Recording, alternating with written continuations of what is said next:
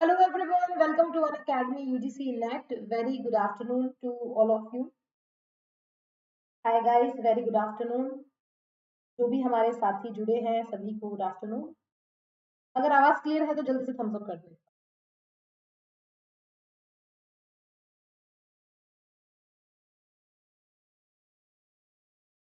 क्योंकि आवाज तो क्लियर आ रही है।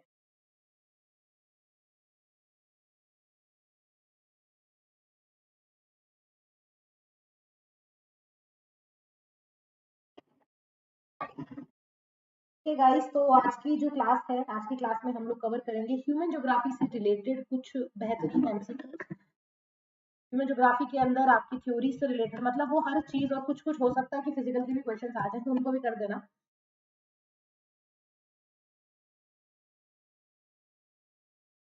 All set, let's start.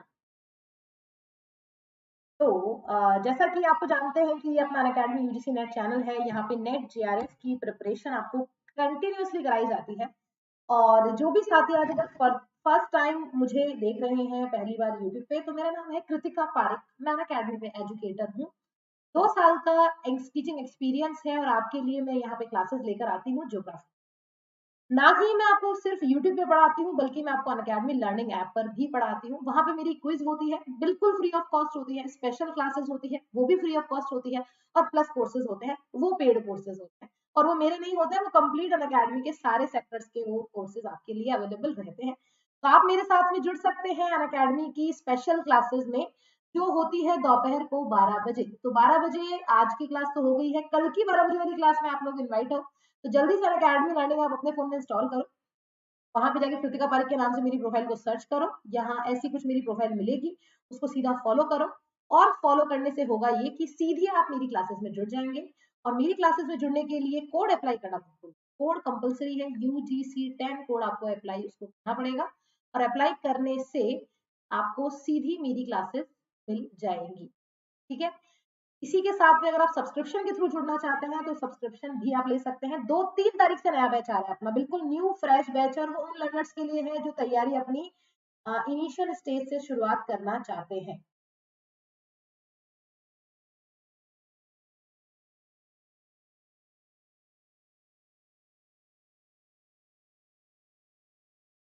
Initial stage से अपनी तैयारी शुरू करना चाहते हैं उनके लिए है अपना नया बैच। तो आप उसके लिए प्लस या आइकॉनिक सब्सक्रिप्शन ले सकते हैं। अगर प्लस सब्सक्रिप्शन लेना है तो 4 फीचर्स के साथ में मिलेगा। आइकॉनिक में 6 फीचर्स है। 6 फीचर्स भी ऐसे वैसे नहीं है, जैसे कि पर्सनल कोच, तब वो आपको सब कुछ बताएंगे। आपके सर्वे सर्वा होंगे, जो आपको पढ़ना है, जैसे पढ़ना है, कैसे आप पढ़ना चाहते हैं, किसमें आप कंफर्टेबल है, ये सब वही बताएंगे। Study planner, study booster session, personalised doubt solving session, even interview preparation और स्टडी मटेरियल तक आपको अनअकैडमी में मिलेगा। तो देरी बिल्कुल मत कीजिए, अभी अपना लर्निंग ऐप ओपन कीजिए और अपना सब्सक्रिप्शन को सिक्योर कराइए। जिन्हें लगता है कि फीस ज्यादा है तो भाई ईएमआई का ऑप्शन भी अनअकैडमी आप लोगों के लिए देती है। ईएमआई नो कॉस्ट ईएमआई होती है, आपको एक भी रुपया नहीं देना ब्याज का। कोई बात नहीं, कमेंट्स नहीं होता तो कोशिश करोगे तो वो भी हो जाएगा। और हाँ, सब्सक्रिप्शन लेते वक्त रेफरल कोड UGC10 आपको अप्लाई कर देना है, ताकि आपको इस UGC10 रेफरल कोड से इंस्टेंट 10% का ऑफ आपको अपना अकेडमी के सारे सब्सक्रिप्शन पे मिल जाएगा। आई होप कि सभी दोस्त हमारे रेडी होंगे आज की क्लास के लिए। जो भी लोग रेडी हैं वह जल्दी से मुझे थम्स अप, फिर हम हमारी क्लास को स्टार्ट करें। तो ऑल द बेस्ट। आज हम कवर करने वाले हैं हमारे 50 MCQs ह्यूमन ज्योग्राफी के। काफी अच्छे MCQs मैं आप लोगों के लिए लेकर आई हूँ। तो गाइज, ऑल द बेस्ट।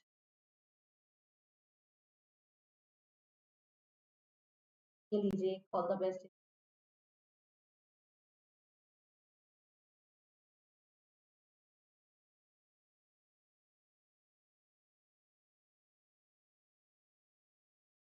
चलिए, तो guys let's start the class. All the best. अब आप लोगों ने वीडियो को शेयर नहीं किया तो सबसे पहले तो शेयर कर दो।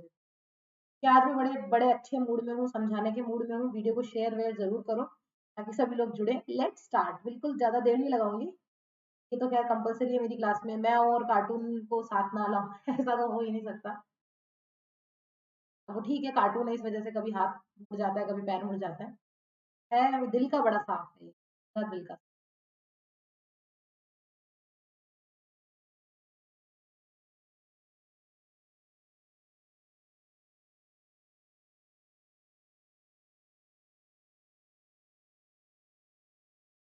चलिए तो फिर बढ़ते हैं अपने फर्स्ट क्वेश्चन की तरफ।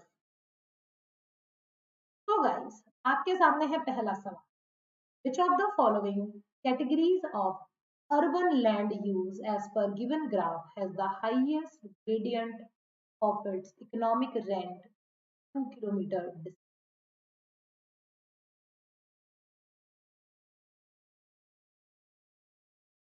नीचे दिए गए ग्राफ के अनुसार शहरी भूमि उपयोग की निम्नलिखित श्रेणियों में इसकी 2 किलोमीटर की दूरी पर अपने आर्थिक लगान की कम प्रवणता है।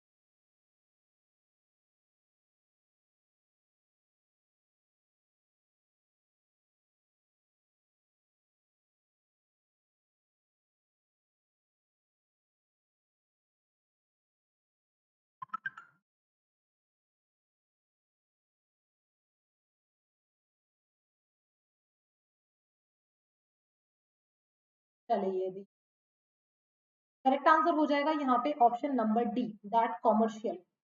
यहाँ पे क्वेश्चन की डिमांड ये थी कि किसकी किस किलोमीटर की दूरी पर आर्थिक लगान की उच्चतम प्रवणता है। तो इकोनॉमिक रेंट की अगर अपन उच्चतम प्रवणता देखें तो वो सीधे तौर पे कॉमर्शियल की जा रही है, और अगर लोएस्ट की बात की जाए कि किसके सबसे लोएस्ट है तो ग्रीनलैंड की सबसे लोएस्ट है। तो lowest and highest.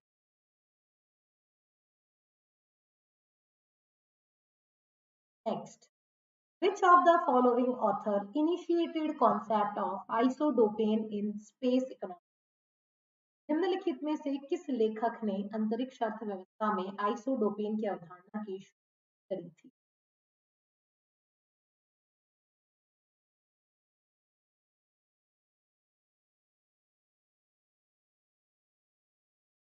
Gauss, weber, Hoover या फिर प्लानर?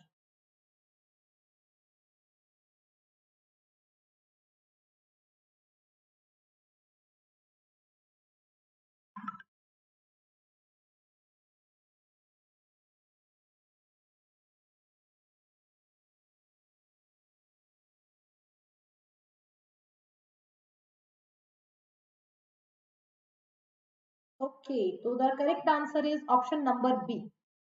सबसे पहले जो क्वेश्चन की डिमांड थी अपने अकॉर्डिंग, किसने सबसे पहले आइसोडोपेन, आइसोडोपेन का मतलब वो लाइन थी जो समान परिवहन लागत वाली स्थानों को मिलाने वाली रेखा को आइसोडोपेन बोला जाता है। आइसोडोपेन के बारे में industrial location theory by Alfred weber 1909 में ये थ्योरी आई थी। बुक का नाम था theory of the location of industries. अगर जर्मनी में बात की जाए तो उबरडेन स्टैंडर्ड इंडस्ट्री, ये इनका जर्मनी था। ये था आपके लीस्ट कॉस्ट लोकेशन पे मेन। What was the isodapane? The line connecting with equal total transportation cost raw materials and final product, it's called isodapane. यानी कि समान परिवहन लागत, कच्चे माल और अंतिम उत्पाद के को परिवहन के साथ जुड़ने वाली रेखा को आइसोडोपेन कहा जाता है। तो आइसोडोपेन, इसके अंदर एक टर्म आता है एम आई, तो बोला जाता है मटेरियल इंडेक्स। एम आई को अपन कैसे देखते हैं, कई बार क्वेश्चन आ जाता है, तो एम आई को देखने के लिए ये देखिए, एम आई देखने के लिए weight of the local material input upon weight of the final product. तो if M I is greater than 1, then the firm is maternal oriented. If MI is मतलब material index is less than 1, then the firm is market oriented. इनको क्यों हो रहा है, ये क्यों भाग रहे हैं? इसके बाद में आता है if MI is equal to 1, then the firm is material as well as market oriented. तो यहाँ से क्वेश्चन आपके बन सकता है। कोई इसमें बड़ी बात नहीं।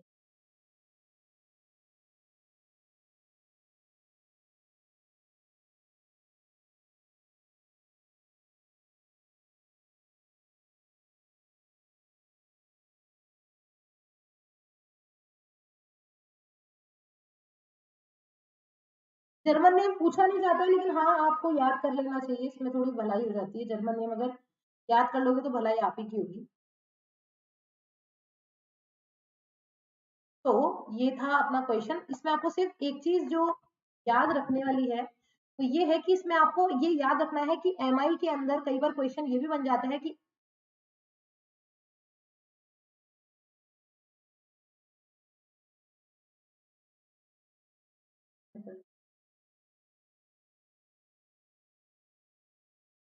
ठीक, तो कई बार एमआई इंडेक्स से रिलेटेड सवाल ये भी बन जाता है कि लोकल कॉस्ट इंपॉर्ट में जब वो एमआई ग्रेटर हो तो कौन सी सिचुएशन बनेगी, लेस हो तो कौन सी बनेगी, और अगर इक्वल हो तो कौन सी सिचुएशन बनेगी। कई बार इसमें ग्राफ जैसा पूछ लिया जाता है, तो ट्राइंगल कैसा बनेगा, R1 R2 M कहाँ आएगा, तो इसको एक बार याद कर लेना।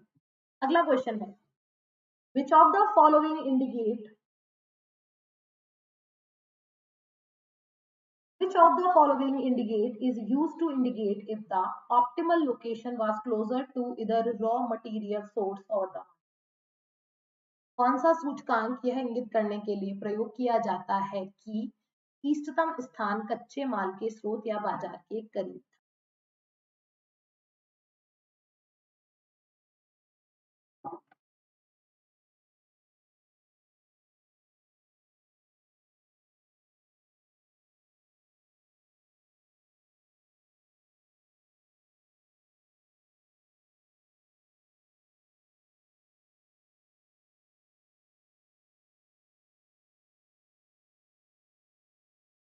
ए बी सी या फिर D, material index, labour cost index, relative spread index and weighted index. Correct answer हो जाएगा इसका option number A, that is called material index. अभी मैंने बताया था थोड़ी देर पहले एमआई के बारे में, तो ये वही एमआई है। प्रयोग किया जाता है कि इष्टतम स्थान कच्चे माल के स्रोत या बाजार के करीब था। तो अभी अपन ने क्या बोला था, थोड़ी देर पहले अभी अपन ने बात की थी कि अगर जो मटेरियल कॉस्ट होगी, मटेरियल इंडेक्स जो होगा, अगर मटेरियल इंडेक्स ग्रेटर होगा, M I is greater than 1, then the film material, ये आपका मटेरियल ओरिएंटेड होगा, और अगर एम आई लेस होगा तो वो मार्केट ओरिएंटेड होगा। राइट, तो यहाँ पे यही है कि कच्चे माल के स्रोत के करीब है, तो अगर मान के चलिए कि अगर एम आई अगर हाई है तो वो मटेरियल इंडेक्स के करीब होगा, और अगर एम आई लो है तो वो मार्केट ओरिएंटेड होगा, और अगर एम आई इक्वल है तो वो मटेरियल और मार्केट दोनों ओरिएंटेड होगा। Correct answer option number A. Next है, which of the following principle is representative of the following figure of Kristallers model? Kristallers model के निम्नलिखित आंकड़े का प्रतिनिधित्व करता है? Transport principle, administrative principle, marketing principle and हेरशॉर्ट प्रिंसिपल।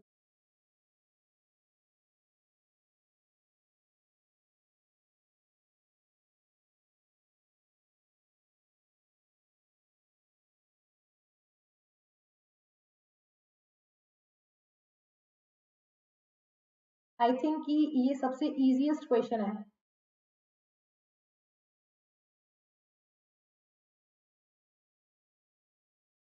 करेक्ट आंसर है। ओके, कितना आ रहा है यहाँ पे, 1 2 3 4 5 6, K7 का मतलब होता है एडमिनिस्ट्रेटिव प्रिंसिपल। ये आपके क्रिस्टालर का मॉडल था जिसमें इन्होंने तीन चीजों के बारे में बताया था, K3 K4 एंड K7। तो K7 जो होता है वो एडमिनिस्ट्रेटिव प्रिंसिपल के बारे में बताता है।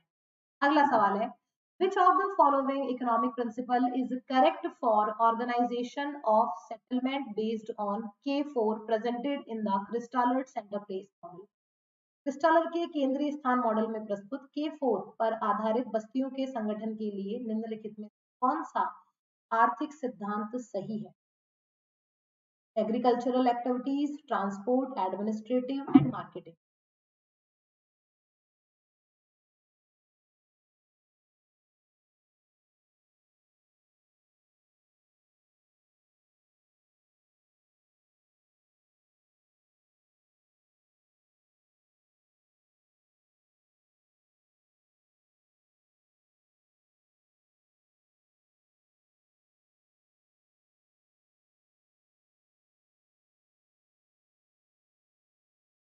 करेक्ट आंसर है ऑप्शन नंबर बी, ट्रांसपोर्ट, परिवहन।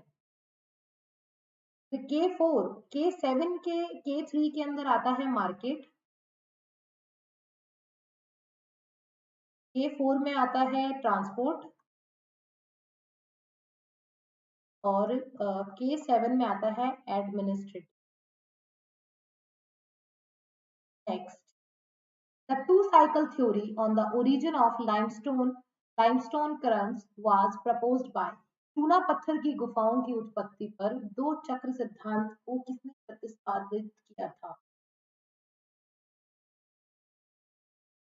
वेरी गुड आफ्टरनून कवि, कैसी हैं?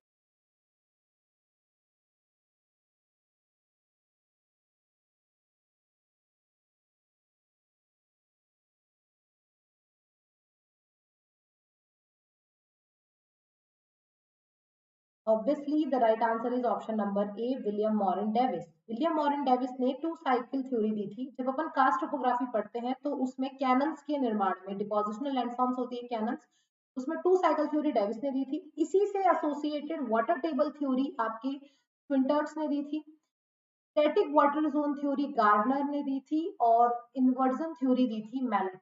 ये चार थ्योरीज हैं जो आपको रट लेनी है, समझ लेनी है, ये आपके एग्जाम में बहुत अच्छे।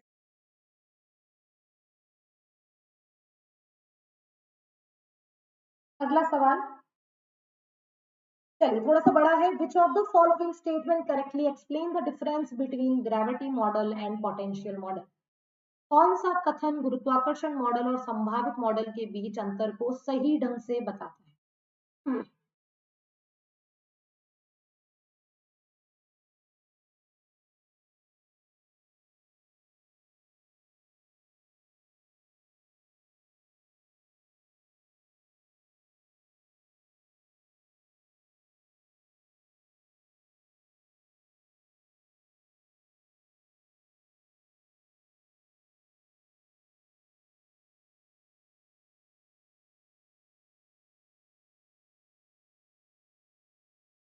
ओके, तो आंसर्स मेरे पास आने लग गए हैं और कुछ लोग आंसर दे रहे हैं ए।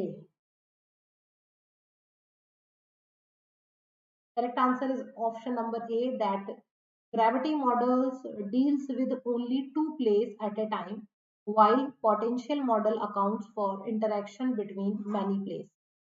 गुरुत्वाकर्षण मॉडल एक समय में केवल दो स्थानों से संबंधित है, जबकि संभावित मॉडल कई स्थानों के बीच के लिए जिम्मेदार है।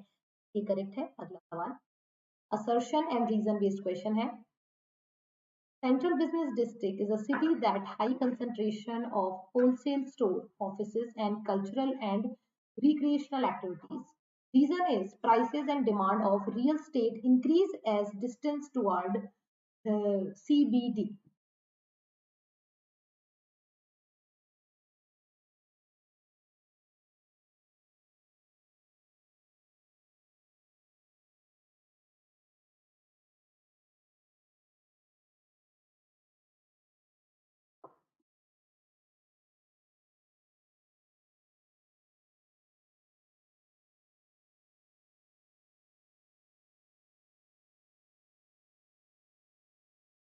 तो यहाँ पे दोनों ही स्टेटमेंट और कथन और कथन, कारण और कथन दोनों ही सही है और व्याख्या भी एक दूसरे की कर रहे हैं, बट कंफ्यूजन पॉइंट यहाँ पे ये था कि ये यूजुअली ए पे आता है और हम इसको आज 3 पे रख दिया और कुछ भी नहीं है।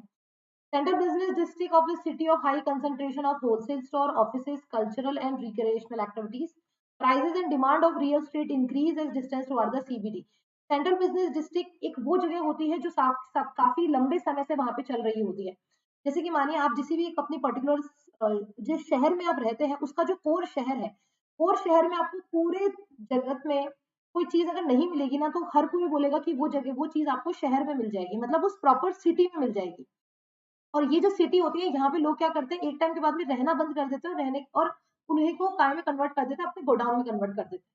तो जैसे ये जो सीबीडी है, सीबीडी की जो रेट होती है, रेट कंपेरेटिवली हाई होती है और यहाँ पे आपको ज्यादातर वो सारी चीजें मिल जाती हैं जिसकी हमें डिमांड होती है।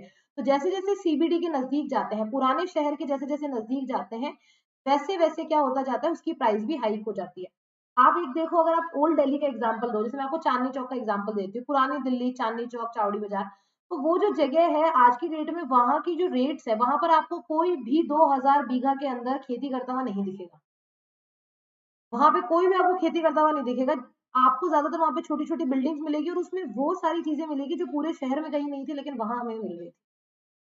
इसी वजह से ये दो सीबीडी का जो कॉन्सेप्ट है, ये करेक्ट कॉन्सेप्ट है और दोनों एक दूसरे को करेक्टली डिफाइन भी कर रहे हैं। अब आया है आपके सामने नेक्स्ट क्वेश्चन।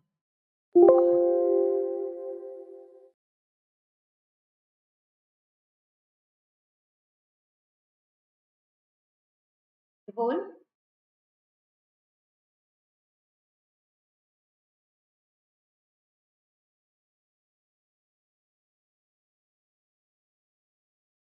मॉडल और कॉन्सेप्ट को मैच करके बताइए।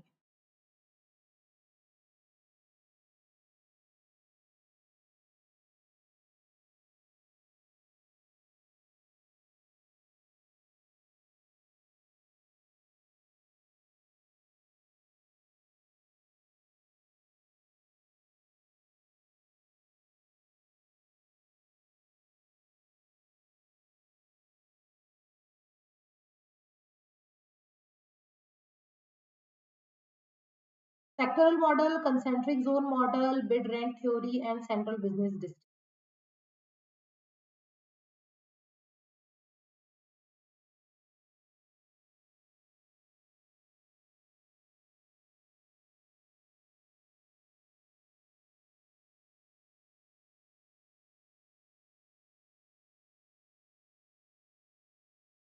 तो यहाँ पे एक चीज क्लियर है, आपको ऑप्शन चूज करने में ज्यादा मुश्किल नहीं आएगी। एक को अगर आप पहचान जाओगे तो सब कुछ इजी हो जाएगा। करेक्ट एक्सप्लेनेशन है आपकी option number B. That means the bid rent theory is a geographical economic theory that referred how price and demands for real estate change as the distance from the CBD, Central Business District, increase. If state that different land user will compete with another और land close to the city centre. देखिए यहाँ पे big rent curve भी आपके सामने बना हुआ है। बिग रेंट थ्योरी एक भौगोलिक आर्थिक सिद्धांत है जो संदर्भित करता है कि रियल एस्टेट की कीमत और मांग कैसे बदलती है, क्योंकि केंद्रीय व्यापार जिले सीबीडी से दूरी बढ़ जाती है। इसमें कहा गया है कि शहर के केंद्र से करीब भूमि के लिए विभिन्न भूमि उपयोगिता एक दूसरे के साथ प्रतिस्पर्धा करेंगे।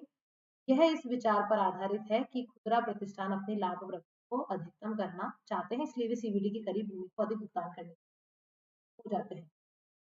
कंफ्यूजन था आप लोगों को, बिल्कुल कंफ्यूजन मुझे भी हो गया था अगला है which of the following statement correctly depicts the threshold according to centre place model. निम्नलिखित में से कौन सा कथन सेंटर प्लेस मॉडल के अनुसार थ्रेशोल्ड को सही ढंग से बताता है? Threshold, centre place model. Threshold को तो अगर मैं बता दूंगी कि थ्रेशोल्ड क्या है तो आपका आंसर भी क्लियर हो जाएगा।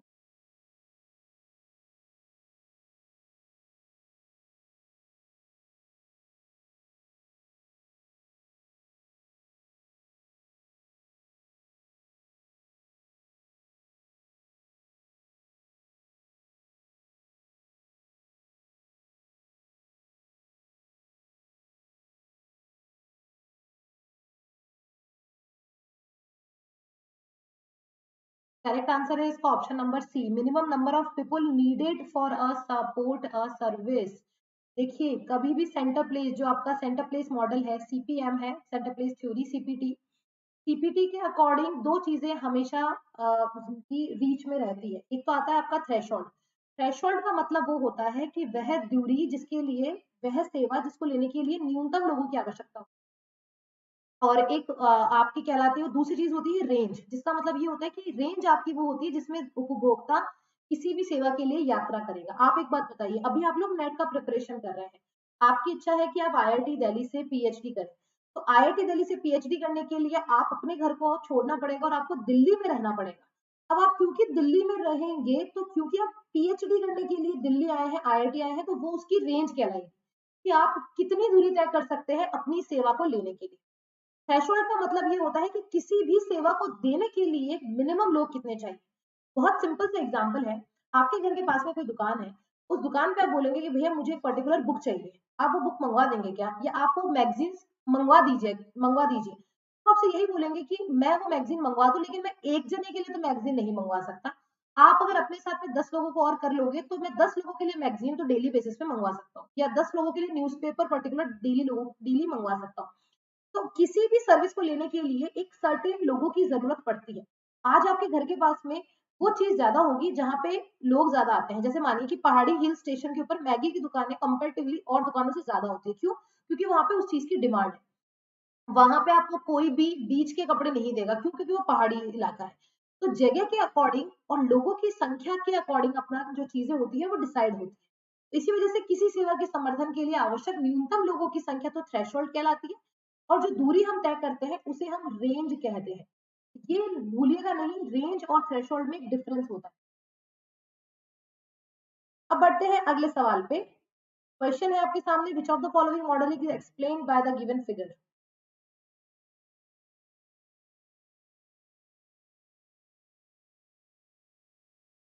निम्नलिखित में से किस मॉडल को नीचे दिए गए चित्र द्वारा समझाया गया है?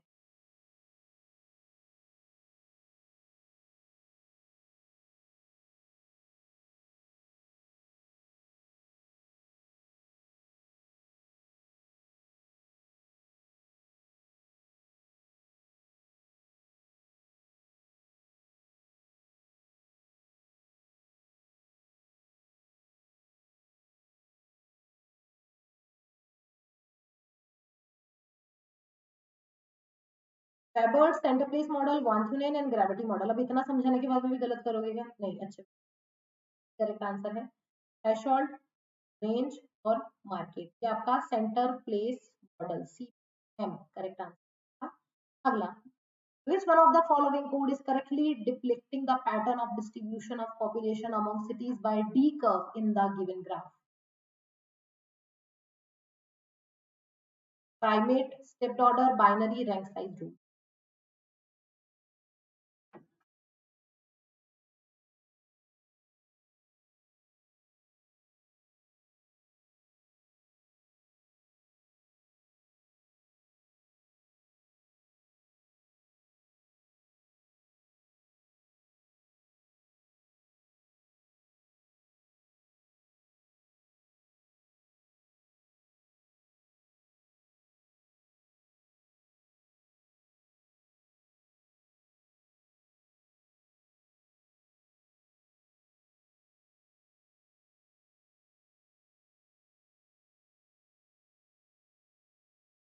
करेक्ट आंसर है option number C, binary based ये काम चलेगा यहाँ पे। देखिए यहाँ पे याद रखना, ये आपका जो कर्व था ग्रीन कलर में, ये बाइनरी पैटर्न को बताता है जो स्लोप में चल रहा है। जैसे आपने देखा होगा कि ये स्टेप बन रहे हैं यहाँ पे, ये आपके स्टेपी ऑर्डर को बताती है। और ये वाला जो कर्व होता है ये आपके टॉपिकल रैंक साइज रूल को बताता है। तो अपने से स्पेशली यहाँ पे पूछी गई थी डी के बारे में।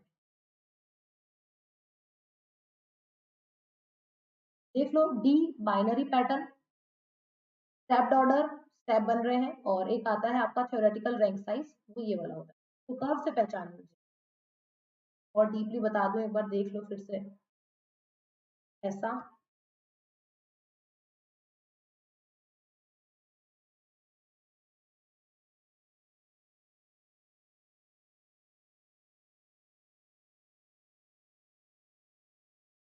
Next, which of the following statement indicate to the potential use of a service at a location according to gravity model? Gravity model के अनुसार निम्नलिखित में से कौन सा कथन किसी स्थान पर किसी सेवा के संभावित उपयोग को इंगित करता है?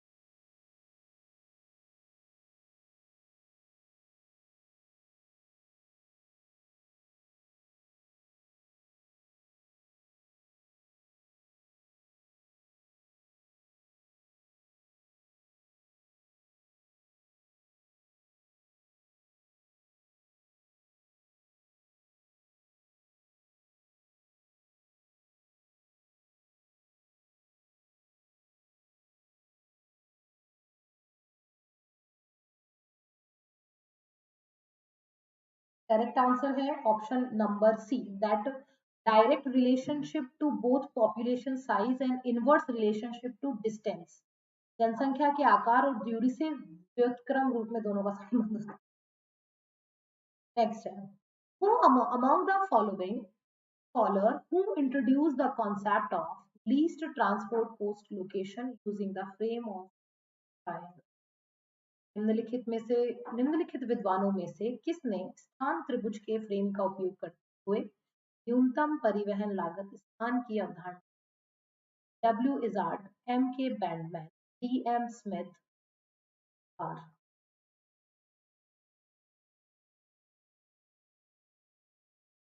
और वेबर।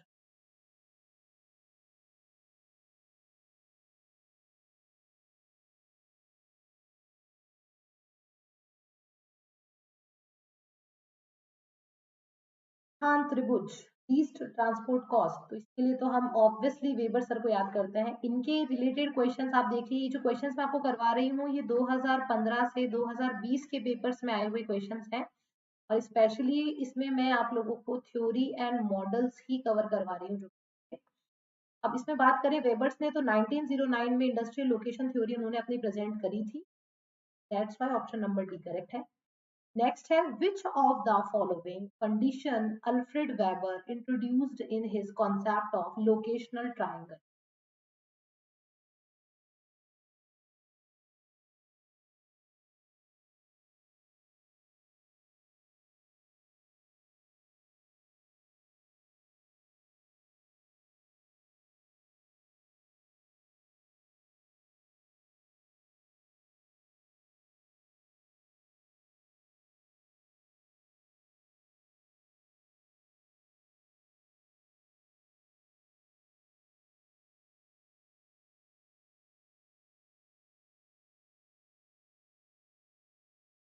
क्या होगा करेक्ट आंसर अल्फ्रेड वेबर के आंसर? देखिए correct answer is option number 4, both R1 and R2 are fixed and gross. R1 और R2 are two raw material. Raw material, जब अपन मटेरियल इंडेक्स को ज्ञात करते हैं तब हमें इसका यूज होता है, और इसमें दोनों ही क्या होते हैं, फिक्स्ड और ग्रॉस, दोनों ही स्थिर और सकल होते हैं। अगला सवाल, the river model for the development of land transport system in less developed economic was proposed in which of the following year? निम्नलिखित में से किस वर्ष में कम विकसित अर्थशास्त्र में भूमि परिवहन प्रणाली के विकास के लिए रिवर मॉडल प्रस्तावित किया गया था?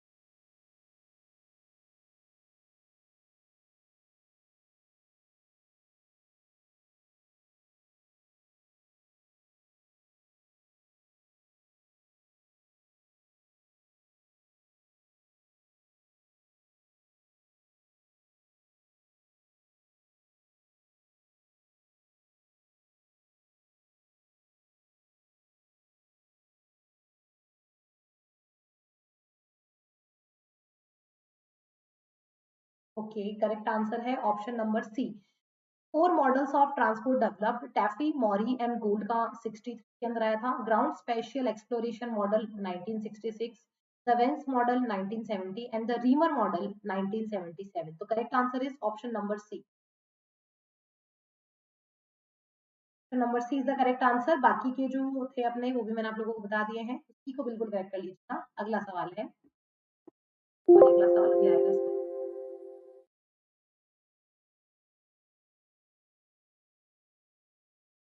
Which of the following statement is very correct in context of the concept of growth pole and growth center?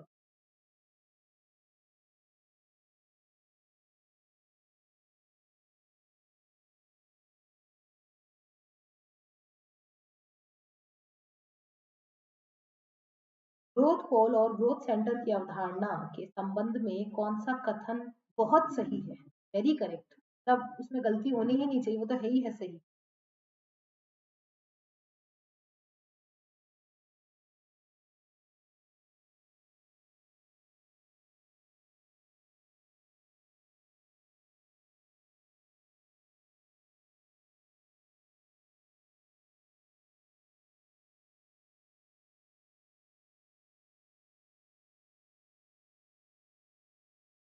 Okay, correct answer है ऑप्शन नंबर सी। कि पहली बात तो ना ही तो वो सेम डिस्टेंस पे है, यूनिफॉर्मली डिस्टेंस उनका नहीं है, और ये भी नहीं है कि कोई नियम नहीं है। Higher order growth center are located far away while lower ओवर growth center are located closer to one another. Next, which of the following principle denotes K4 of Chrystaller's model of center place? निम्नलिखित में से कौन सा सिद्धांत क्रिस्टालर के केंद्रीय स्थानों के मॉडल के K4 को दर्शाता है? Market, administrative, transport and economic. तो सबसे पहले आंसर दे ही दिया होगा। 18 नंबर का आंसर बताओ जल्दी।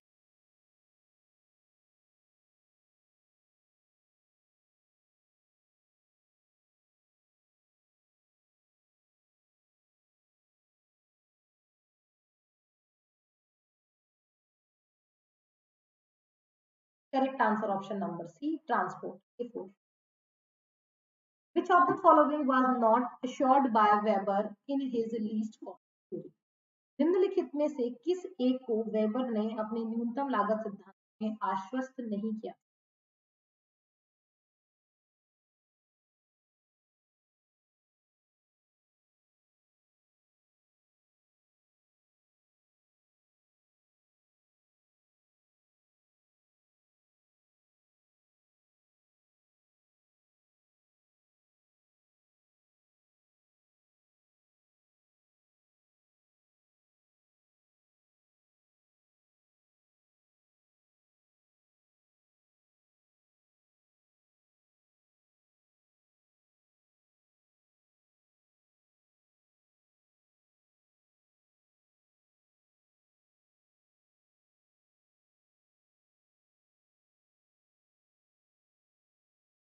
करेक्ट आंसर ऑप्शन नंबर ए।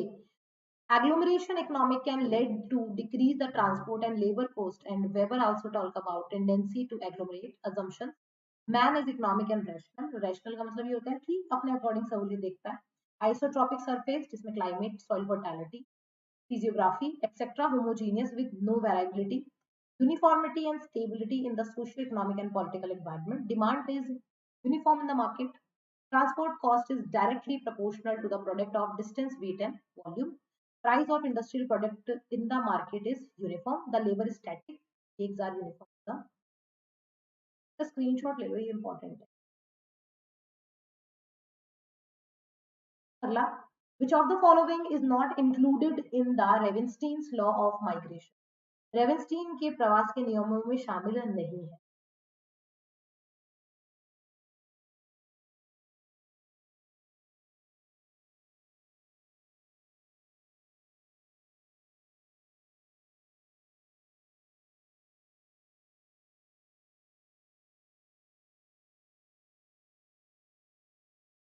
करेक्ट आंसर है ऑप्शन नंबर सी। देखो, रेवेंस्टीन का जो लॉ ऑफ माइग्रेशन था वो 1885 में आया था। इन्होंने अपने लॉ ऑफ माइग्रेशन में एक बेसिक बात यहाँ जो बोली गई है कि इसमें जो माइग्रेशन हो रहा है, जनरली माइग्रेशन जो होता है दोस्तों, वो डेवलपिंग टू डेवलप्ड के बीच में होता है। मतलब हम ये बोल सकते हैं कि जनरली माइग्रेशन गांव से शहर के बीच होता है, लेकिन इन्होंने क्या बोला है कि शहर से गांव के बीच में, तो वो ये नहीं बताएंगे क्योंकि इसका मतलब ये है कि आप डेवलप्ड से डेवलपिंग की तरफ जा रहे हैं, और ऐसा माइग्रेशन रेयर केस में होता है। रेयर केस का मतलब ये है कि ये मैरिज केस में ज्यादा होता है। शादी होकर के आप हो सकता है गांव से शहर से गांव चले जाओ या गांव से शहर आ जाओ, बाकी ज्यादातर देखने को नहीं मिलता है। इसमें से फीमेल्स का आता है that females migrate more frequently than male within the country of birth, but males frequently venture beyond. Most migrants are adult families, rarely migrate out of their country of birth. अगला है, which one of the following is not in conformity with the central place theory? इनमें से कौन सा एक केंद्रीय स्थान सिद्धांत के अनुरूप नहीं है? कौन सा नहीं है?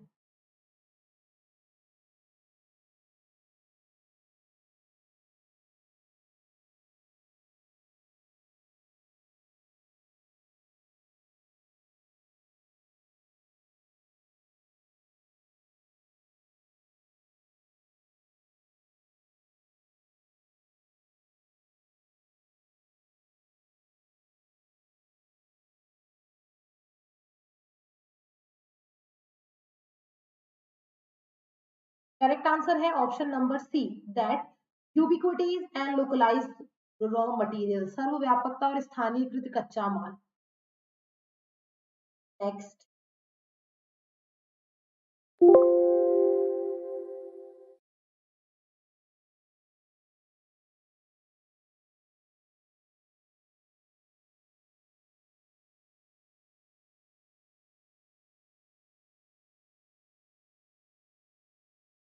Terms and description, material index, isodapane, labour coefficient and agglomeration.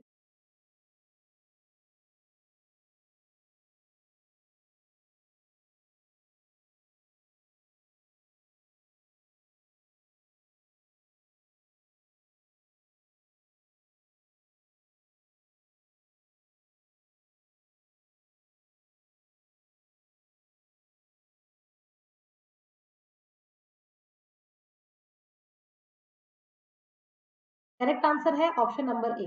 Option number A इसलिए है क्योंकि मटेरियल इंडेक्स एमआई, एमआई का मतलब होता है weight of localised material and the weight of the final product.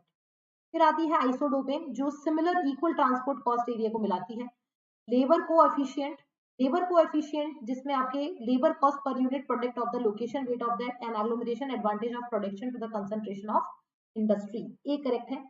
Next, the gravity principle in identification of nodal region states that the interaction between two graphical points is directly related to their distance, mass, size of settlements, and mode of transport.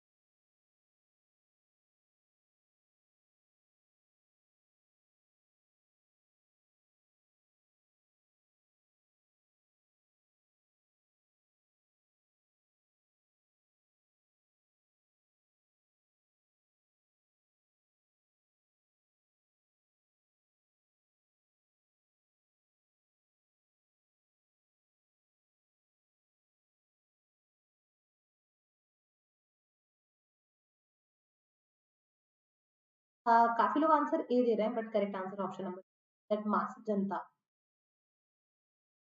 ये masses से है, messes से, not distance से, ही correct है।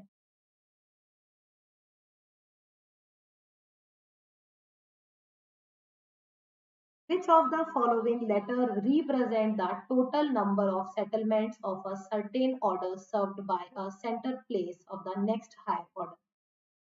कौन सा अक्षर एक निश्चित क्रम की बस्तियों की कुल संख्या का प्रतिनिधित्व करता है जो अगले उच्च क्रम के केंद्रीय स्थान द्वारा परोसा जाता है या केंद्रीय स्थान द्वारा दिया जाता है? KJLF।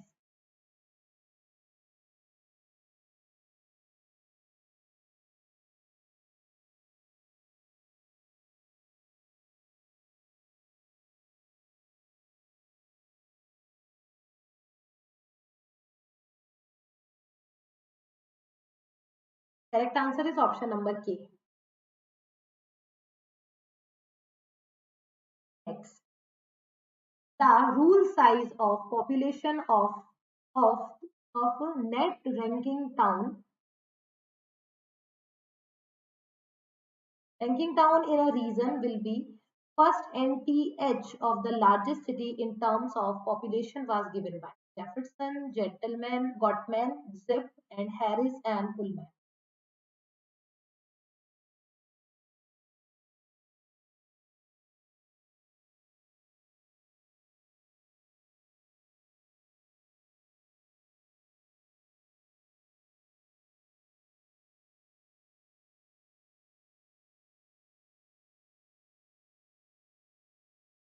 The right answer is option number C. Jiff. Rank size rule by J.K. Jiff. This rule was proposed by Jiff in 1949. The population of urban settlement in a region can be arranged in the series of 1, 1.5, 1 and 3, 1 and 4, and this regularity can also be explained by the formula Pn is equal to P1 upon n. ये इसका answer हो जाएगा। Next है, who among the following is credited with incorporation of concept of geographical space in the growth pole theory? निम्नलिखित में से किसे विकास ध्रुव सिद्धांत में भौगोलिक स्थान की अवधारणा को शामिल करने का श्रेय दिया जाता है? मिनरल, एगरस्ट्रैंड, ब्रॉडविल एंड फ्राइडमैन।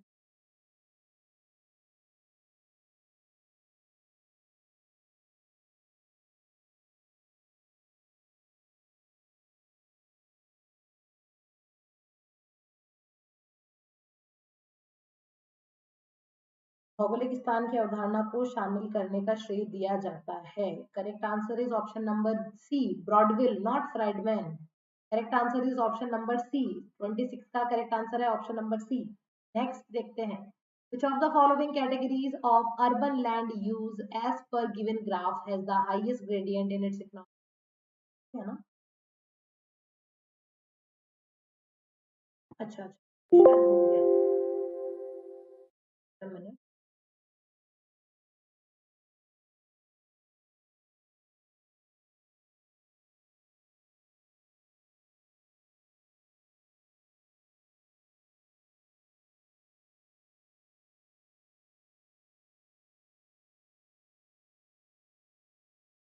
एक मिनट का वेट करना guys.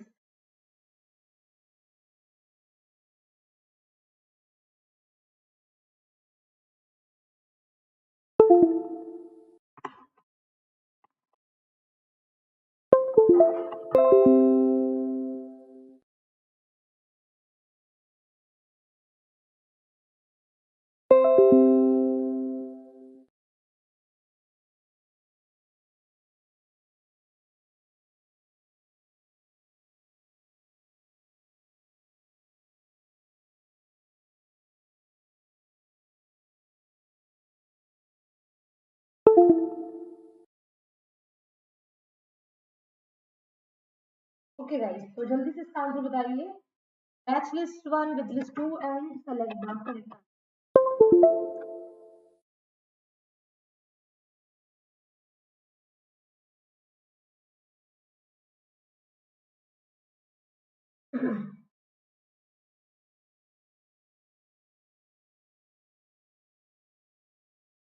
Geographers and theory, model and concept: Gottman, Burgess, Jefferson, Harris and Ullman.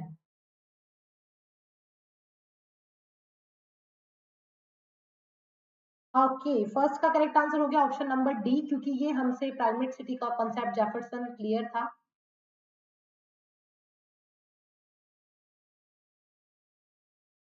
तो जेफरसन ने प्राइमेट सिटी का कॉन्सेप्ट दिया था 1939 में। Gottmann megalopolis, Burgess concentric zone theory and Harris and Ullman multiple nuclear model. Next है, what are the three basic aspects for spatial interaction are as described in Edward Ullman's model? Edward Ullman के model में वर्णित स्थानिक संपर्क के 3 बुनियादी पहलू हैं।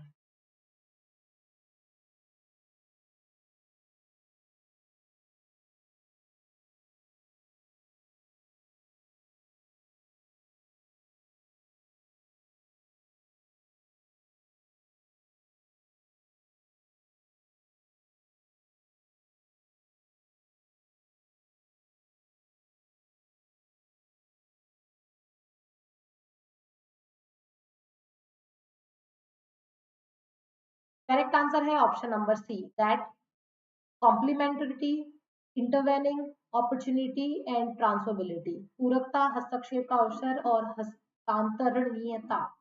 Next, given below are two statements, one labeled as assertion and other labeled as reason. Select your answer from the quotes. Assertion है, Loss model is less restrictive than Kristallers. Reason is, Loss treated each section as having separate range, threshold, and hexagonal hinterland.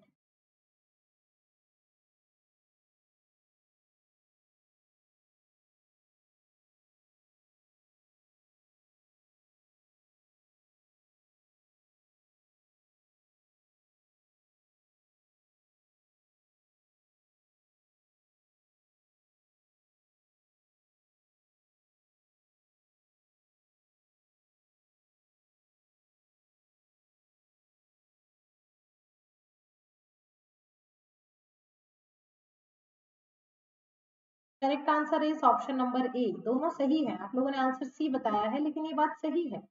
Roche का जो model है Christaller की model की तुलना में कम प्रतिबंधात्मक है। आपने क्रिस्टलर का मॉडल पढ़ा है, वो टिपिकल है, उसके अंदर वो हेक्सागोनल बनाने में दिक्कत आती है। लाइक ये बात तो सही है, टिपिकल है और अलग अलग रेंज और हेक्सागोनल के 3 इलाकों के रूप में उन्होंने माना था। इस वजह से लॉश का मॉडल क्रिस्टलर की तुलना में कम प्रतिबंधात्मक है।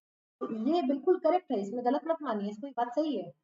अगला, Which of the following principle explain importance of transport cost as it maximizes the number of center place on straight line routes? निम्नलिखित में से कौन सा सिद्धांत परिवहन लागत के महत्व की व्याख्या करता है क्योंकि यह सीधी रेखा मार्गों पर केंद्रीय स्थानों की संख्या को अधिकतम करता है?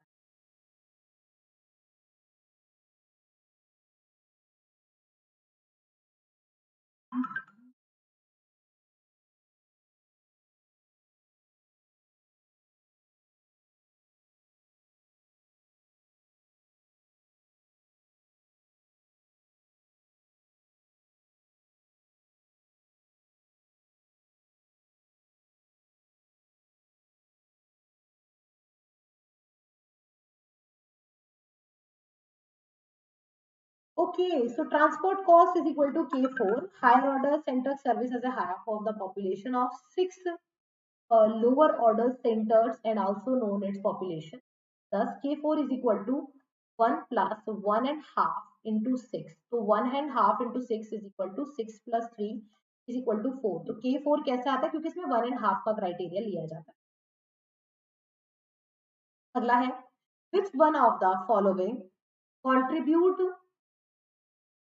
which one of the following contribute make reinforcement to the Walter Christaller Center place by including concept of city rich sector and city poor sector.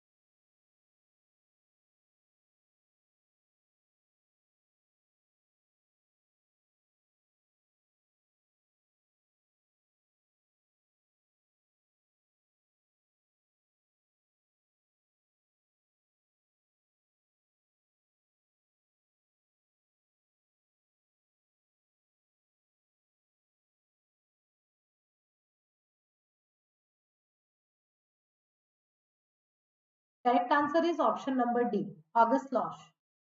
Next.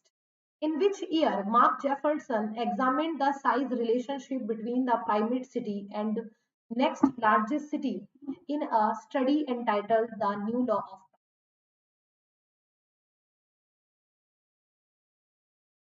Easy question है इसका तो जल्दी से आंसर आ जाना चाहिए 10 सेकंड के अंदर अंदर आंसर 10 सेकंड बिल्कुल करेक्ट है इसका आंसर में इतना था ही नहीं Mark Jefferson primate city Mark Jefferson ने दी थी 1939 में so D is the very correct answer good next which of the following author identified three basic factor affecting interaction between reason complementary intervening opportunity and transferability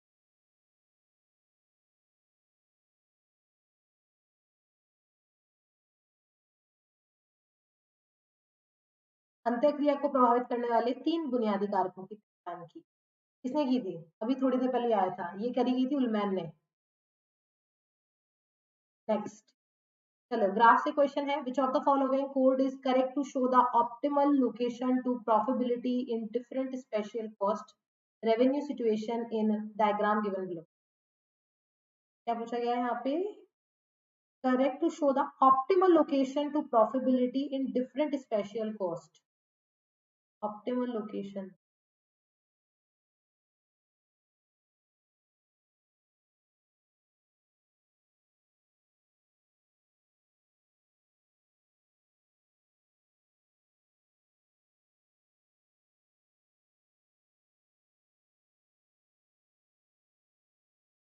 correct answer is option number B optimal अगर अपन total cost की बात करें या revenue की बात करें यहाँ पे तो इष्टतम दिखाने वाला है option number A B and D The concept of linear market price boundary between the market area of two competing firms was given by दो प्रतिस्पर्धी फर्मों के बाजार के बीच लाइनर बाजार मूल्य सीमा की अवधारणा किसके द्वारा दी गई वेबर लैंडर पुअर एंड लॉश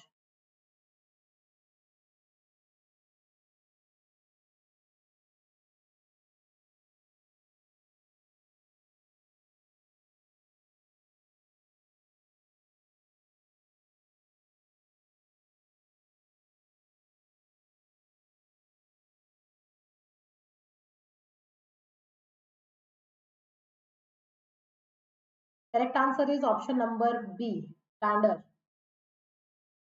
नया नाम है but answer A option number B है। सबका गलत, सब गलत चले गए, सब गलत, माइनस करो इसी बात के साथ। किसी का भी दिमाग नहीं चला, किसी का भी दिमाग नहीं चला, सब गलत, माइनस कर लो इसी बात पे। Okay, next है, which of the following authors suggest a five-fold division of adopter on the basis of the time lag between receiving and accepting upon new information as shown in diagram?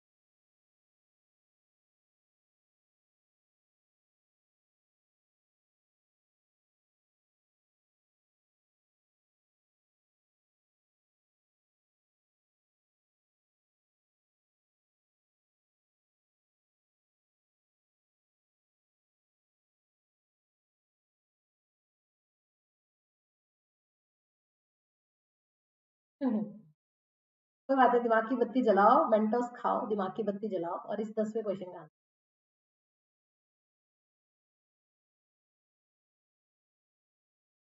डालो जल्दी, answer जल्दी जल्दी जल्दी। कौन है इसका answer? Rogers. चलो ये बिल्कुल सही दे दिया आपने, फिर से +2 कर। Correct answer is option number A. Next है लोकेशन थ्योरी और उनके बारे में कुछ अच्छी बातें। That central place, multi nuclei theory, the Ross retail threads, gravitation and breaking point theory.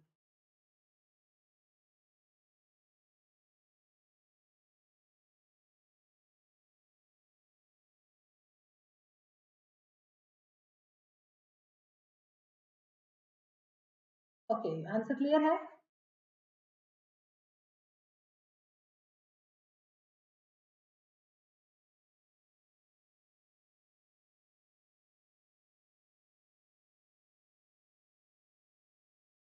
Is the right answer just because central place theory में hexagonal ऐसा कुछ बनता था, हेक्सागोनल सर्विस एरिया ऐड कर दो।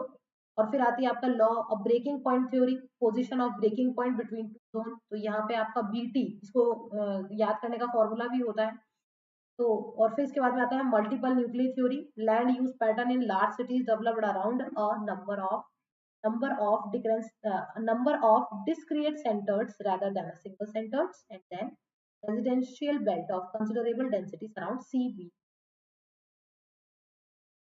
कुछ दिखाई नहीं दे रहा, फोन को हॉरिजॉन्टल कर लो। Next, match list one with list two and select the correct answer from the code geographer and उनके मॉडल।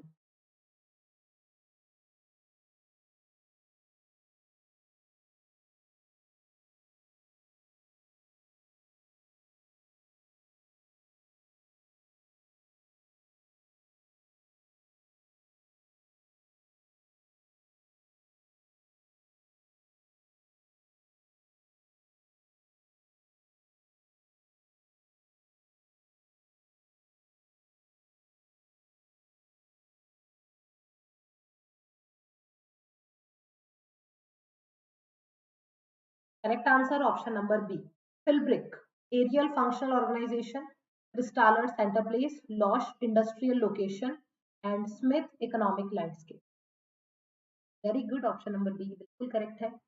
अगला, the mobility transition model of migration was given. Transition model of migration, Clark, E, Ravenstein and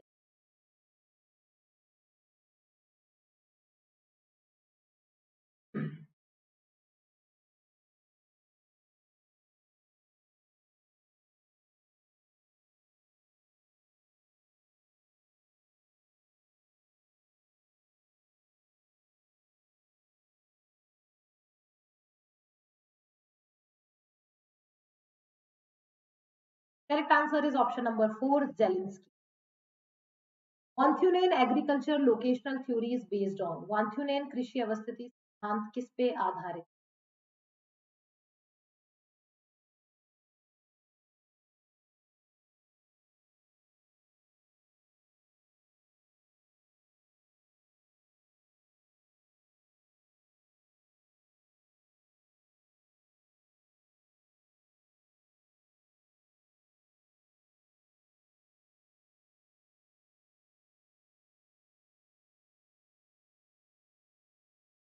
option number B the correct answer, normative approach, सामान्य दृष्टि।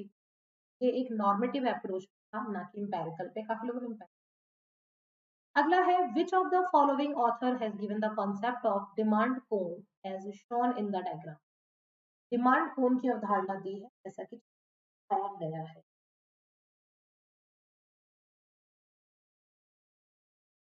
Pareto, August Lodge, Kristaller and Weber.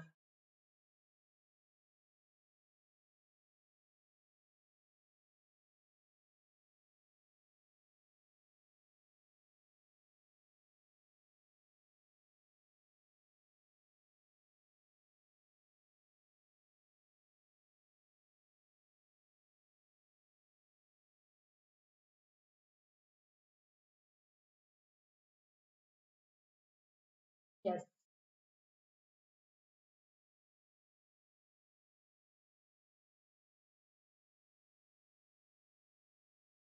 Correct है option number B, August Losch भी correct है। Next, authors and theory, Weber, Smith, Pauling and Hoover. आज mainly जो मैंने आपके questions किए हैं वो सारे थ्योरी बेस्ड ही किए हैं। तो थ्योरी में जिसको जो आ रहा है वो करें एक बार, थ्योरी बेस्ड ही आपके सारे क्वेश्चन।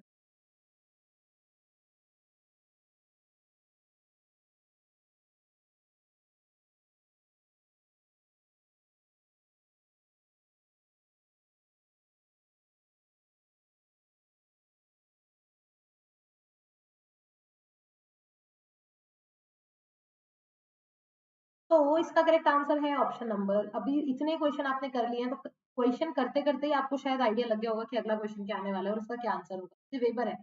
वेबर की थ्योरी हमने मिनिमम ट्रांसपोर्ट कॉस्ट थ्योरी थी। फिफ्थ, इन्होंने मैक्सिमम प्रॉफिट की बात की थी। कॉलिंग, ये आपके मार्केट कंपोज कंपटीशन की बात करते हैं। और पुअर, मिनिमम प्रोडक्ट कॉस्ट की बात। तो ऑप्शन नंबर ए करेक्ट है। Whose theory did propagate that an area is poor because Myrdal, Berry, हिटमैन एंड बॉडविल। ये तो बड़ी अच्छी बात है ना कि किसने सिद्धांत प्रतिपादित किया कि एक क्षेत्र गरीब है क्योंकि वो गरीब है, because it is poor. Meaning काफी डेप्थ है इसका। मिडाल, बैरी, हिटमैन and बॉडविल।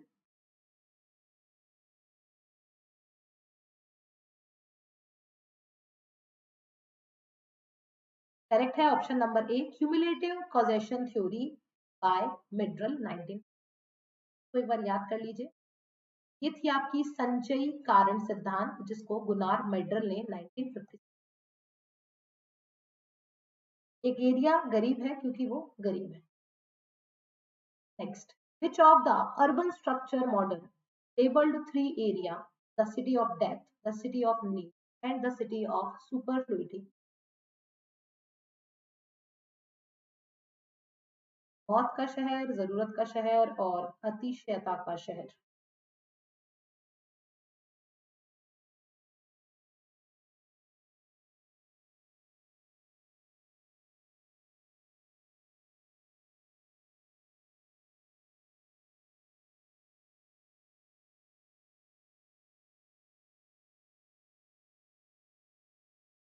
Option number A, William बुंग ने इसको सबसे पहले प्रतिपादित किया था। इसमें इन्होंने तीन बातें बताई थी। मतलब देखो, ये जो मॉडल था, शोषणकारी मॉडल शहर को संसाधनों के स्वामित्व और भुगतान करने की क्षमता के आधार पर तीन अर्ध गोलाकार संकेंद्रित क्षेत्रों में विभाजित किया गया है।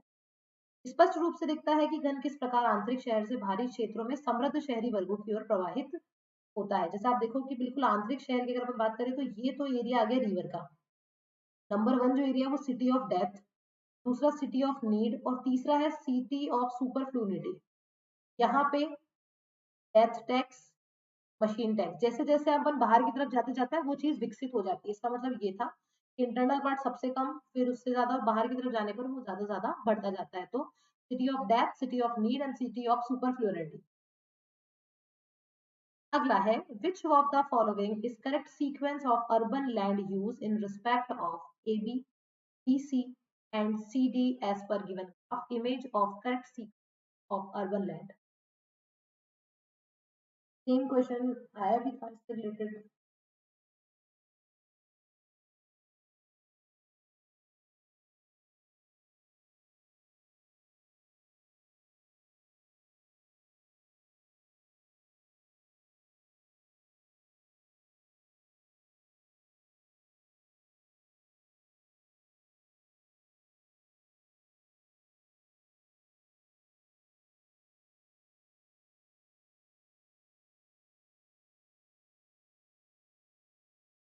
Correct, commercial, residential and industrial. Correct, आपने से ये पूछा गया था कि ए बी बी सी और सी डी, तो कॉमर्शियल अगर अपन बात करें तो वो ए और बी के बीच का है, रेजिडेंशियल है आपके बी और सी के बीच का, और इंडस्ट्रियल है सी और डी के बीच। तो इजी क्वेश्चन था, इसका पता नहीं कि इसका अंदाजा लगाओगे तो आंसर मिल ही जाएगा, कोई दिक्कत ही नहीं थी। बीसी के संबंध में निम्नलिखित में से सही क्रम बताना था। तो सबसे पहले कॉमर्शियल था, कॉमर्शियल के नीचे का अगर आप ग्राफ देखोगे तो ए बी के बीच में कॉमर्शियल आ रहा है, बी और सी के बीच में रेजिडेंशियल आ रहा है, एरो दिख रहा है ना यहाँ पे, और फिर इंडस्ट्रियल किसके बीच में आ रहा है, सी के और डी के बीच में। तो इसमें इतना लगाने का दिमाग था ही नहीं, ये तो ऐसा क्वेश्चन था कि एनटी आपको आगे से नंबर दे रहा था इसमें, तो कि ले जाओ। नेक्स्ट है Whittlesey classified agricultural system of the world. How many agricultural system were identified by him? Whittlesey ने विश्व की कृषि प्रणालियों को वर्गीकृत किया, के द्वारा कितनी कृषि प्रणालियों की पहचान की, 10, 19, 14 या फिर?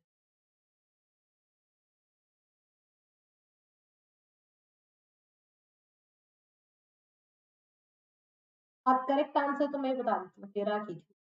मुझे भी आता है इसका तो आंसर, आंसर मुझे भी आता है।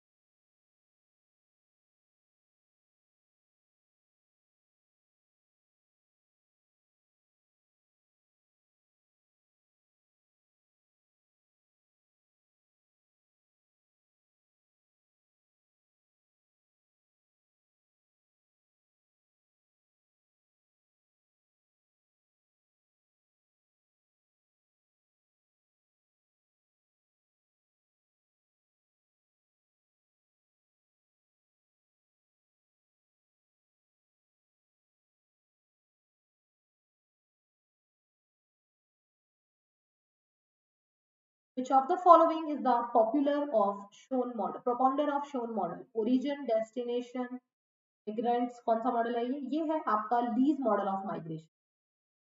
क्या आप देखो, ओरिजिन यहाँ से निकल रहा है नेगेटिव फैक्टर, डेस्टिनेशन यहाँ पहुंच रहा है पॉजिटिव फैक्टर, ऑब्स्टिकल आ रहे हैं, माइग्रेंट्स हो रहा है, तो ये आपका लीज का ये model.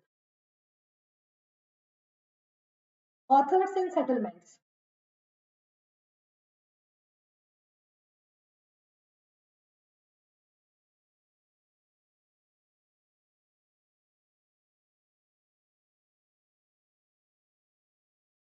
क्रिस्टालर, Galpin, Losch and weber.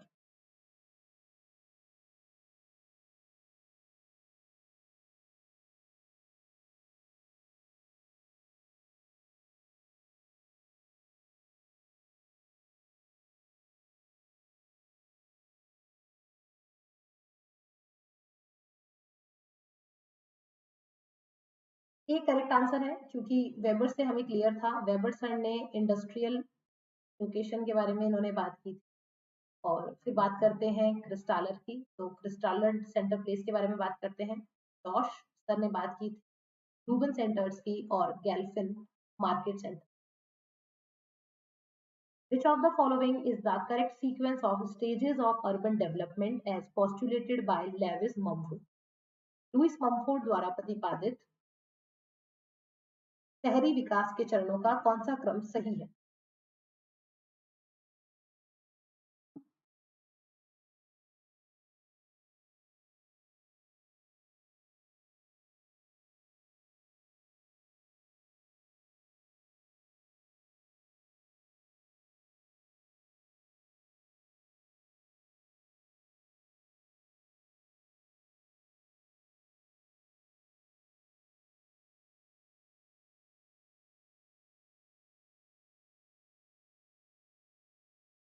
Polish, ecopolis, megalopolis and मेट्रोपॉलिस।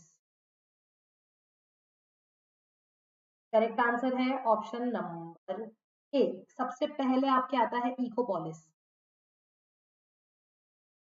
इकोपॉलिस, फिर मेन पॉलिस, फिर मेट्रोपॉलिस, मेगालोपॉलिस, फिर आपके ट्राइनोपॉलिस, और फिर आपके आता है नेक्रोपॉलिस। ये पूरा ऑर्डर है, इसको आप याद कर लेना। इकोपॉलिस में क्या होता है, ज्यादातर वहां पे small town of village origin based agriculture mining fishing. Polis जिसमें होलसेल महानगर जिसमें 10 लाख की आबादी हो, मेगालोपोलिस जिसमें मुख्य शहर और महानगर मिल जाए, टायरानोपोलिस जिसमें प्रमुखता से प्रदर्शन खर्च संस्कृति की माप बन जाते हैं, और नेक्रोपोलिस में घोस्ट सिटी या डेड सिटी के नाम से जाना जाता है। घोस्ट सिटी या डेड सिटी क्या होता है? घोस्ट सिटी का मतलब वो बिल्कुल नहीं है कि भूत है वहां पे। इसका मेन मतलब ये है कि किसी भी नेचुरल डिजास्टर्स की वजह से पहले लोग वहां रहते थे, एक बार वहां पे ऐसी नेचुरल डिजास्टर्स हुई कि लोग वहां रातों रात उसको छोड़ के चले गए, या अब वहां पे कोई नहीं रहता है। ठीक है, इसमें या तो कहीं युद्ध हुआ हो, या एक साथ कोई किसी का बहुत ज्यादा बीमारी फैल गई हो, तो उस वजह से वहां पे लोगों ने उस जगह को छोड़ दिया। अब वहां कोई नहीं रहता है। जैसे घोस्ट हाउस होता है, घोस्ट टाउन होता है, जैसे मान के चलिए पता चल रहा है कि इस जगह पे भूत रहता है, तो वहां कोई भी नहीं जाएगा रहने के लिए। ठीक है, तो उसी जगह वैसे ही यहाँ पे भी क्या होता है, ऐसी सिटी जहाँ पे कभी किसी रीजन की वजह से, या वो नेचर नेचुरल भी हो सकता है, जैसे बीमारी हो गई, प्लेग हो गया, और वही नेचर आपका एंथ्रोपोजेनिक भी हो सकता है, जैसे कि युद्ध हो गया, उनको अपन बोलते हैं नेक्रोपोलिस। तो सबसे लास्ट में अगला है, match the following list one with list second and select the correct answer. Planets and contributions.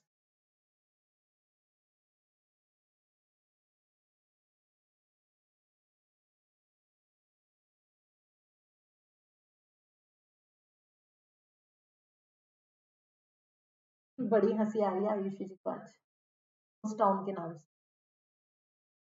Town,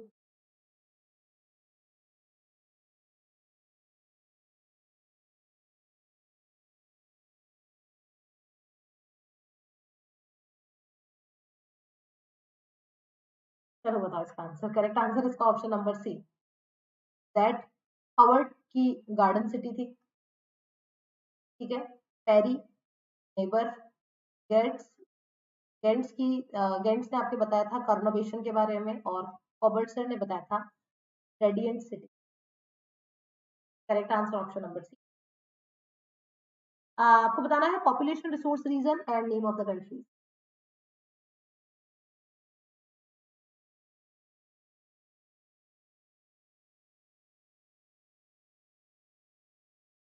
US type, Europe type, Brazil type and Egyptian type, मिस्र प्रकार।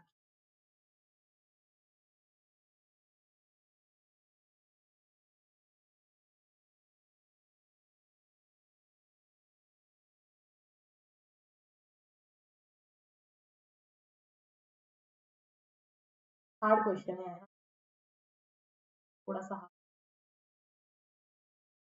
करेक्ट है option number B, that US type Australia, European type South Korea, Brazilian type Malaysia, और Egyptian type. काफी लोगों ने answer कर भी दिया। करेक्ट। नेक्स्ट है, who propounded the heartland theory used in political geography. राजनीति भूगोल में हार्टलैंड थ्योरी का प्रतिपादन किया। अल्फ्रेड मैकेंडर, ओ एच के स्पेंट, ऑर्थर गेडेट्स, जे के steel.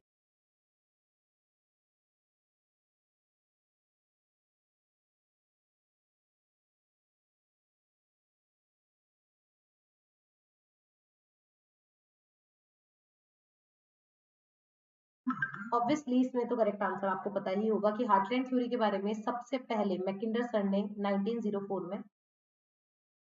Yes, Mackinder is the very correct. Next है, given below are two statement, one labelled as assertion and the other labeled as reason. Select your answer.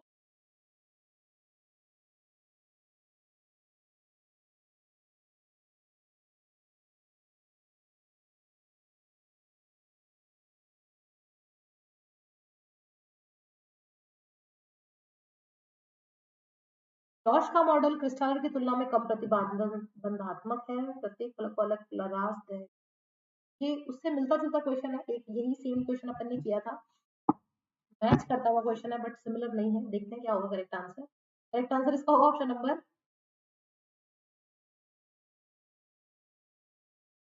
ये इसका Hindi English अलग कैसे आ गई, ये गलत है।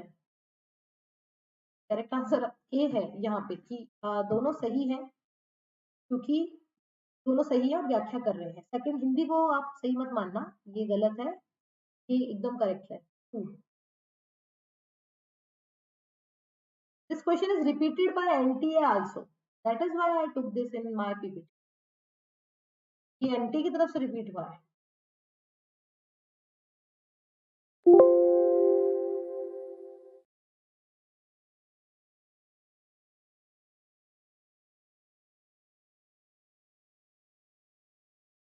चलिए गाइस, आज की क्लास के लिए इतना ही। आई होप कि आपको आज की क्लास पसंद आई होगी। बचे हुए जो क्वेश्चन है, लगभग हमने 52 क्वेश्चन अपन ने कर लिए हैं। 48 क्वेश्चन हैं जो बच रहे हैं, वो अब हम करेंगे हमारी नेक्स्ट क्लास में। नेक्स्ट क्लास के लिए आप लोग प्रिपेयर रहिएगा। बग्स बाउंड्री आपके लिए ओपन है, कोई भी आपको इशू हो क्लास से तो आप वहां बता सकते हैं। और हाँ, मेरी स्पेशल क्लास कल 12 बजे होगी। मेरी स्पेशल क्लास पे जुड़ने के लिए करना कुछ नहीं है, वीडियो के डिस्क्रिप्शन में जाइए। डिस्क्रिप्शन में मेरी प्रोफाइल का लिंक है, उसी के नीचे मेरी स्पेशल क्लास का भी लिंक है। उस लिंक को सीधा ओपन करो। ऐप अगर डाउनलोड है आपके फोन में तो वो खुल जाएगा, नहीं है तो ऐप डाउनलोड करो, फिर वो खुल जाएगा। और UGCTN कोड लगा करके एंट्री ले लो अपने सब्सक्रिप्शन की, अपने क्लास, अपनी जो भी आप पढ़ना चाहते हैं स्पेशल क्लास में आप एंट्री ले सकते हैं। स्पेशल क्लास के फायदे हैं, इंटरैक्टिव लाइव क्लासेस हैं, आपके लिए पोल्स अवेलेबल है, आप हमसे बात कर सकते हैं, आपको हर क्लास का नोटिफिकेशन दिया जाएगा, इवन आपको पीडीएफ भी मिलेगा। जैसे ये जो क्लास है इसका पीडीएफ आपको स्पेशल में मिल जाएगा। तो जल्दी कीजिए। और अगर आपको आज का सेशन अच्छा लगे, देखिए बड़ी मेहनत होती है, वीडियो को लाइक शेयर और चैनल को सब्सक्राइब करके लाइक जरूर दबाइए। Okay guys, thank you very much, take care, bye bye.